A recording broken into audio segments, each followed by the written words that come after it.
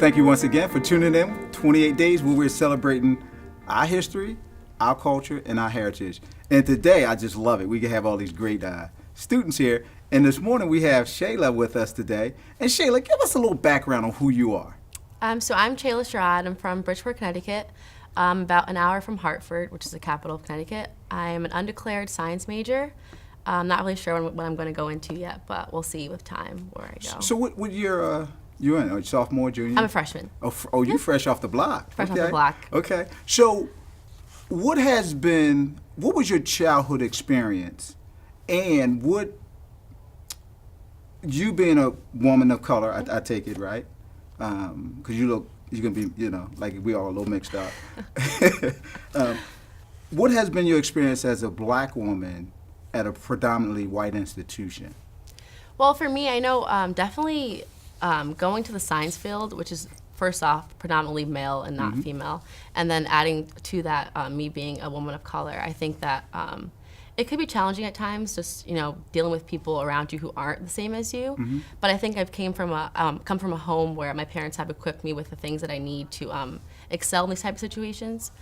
So I'm not really that affected by it, but I'm definitely conscious that I am like maybe the black sheep amongst others. I mean, that term is a little derogatory, but I think that. So do you feel that when people see you, they give you a clear slate on how to interact with you, or do you feel some apprehension at times? Definitely with some people I feel some apprehension, but I have a very bold and kind of aggressive personality, so I think that people at first are probably just nervous about how, commanding I am, rather than me being black. I'm just very commanding. So I think that, of course, people who actually have not dealt with people of color in school or around them on an everyday basis could be affected by that more than others.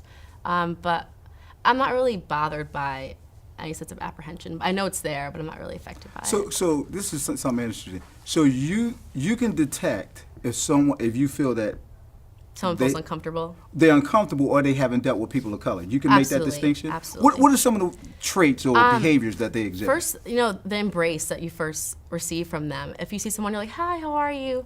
And they're like, hey, that's a clear indication that they're not that comfortable.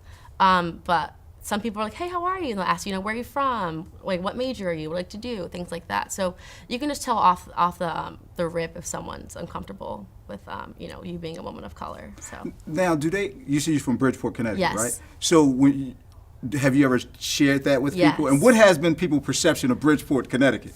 Be honest. It's a little, people know it's a little challenge. It's a challenge area. Okay.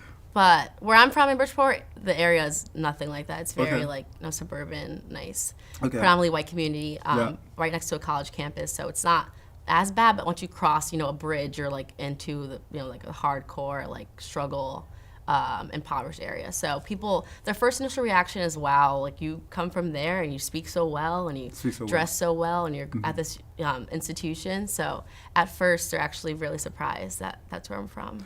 Do you feel that you have to be defensive or even state the differences in proving that you didn't grow up typically in an impoverished area based on how they see you? Do you feel defensive about that, or you have to defend that? Sometimes. I think that people give a very negative connotation to where I'm from, and I want them to know that good things do come out of, areas that aren't, known to be as privileged. Okay. For instance, I know I have older siblings, so they've actually helped me deal with types of situations like these. And my brother, who's a black male, growing up at Bridgeport, who goes to Yale University, people are mind blown that's even possible. Yeah. So at times I am defensive because people just need to realize that it's not really about where you come from, it's what you do to get you out of those type of situations that make you the person that you are. So I think that that's something that people should know, and at times I do get defensive because people aren't as educated about that. So, have you allowed that to affect you, how you see yourself, as well as does it make a psychological impact? If that's a good question.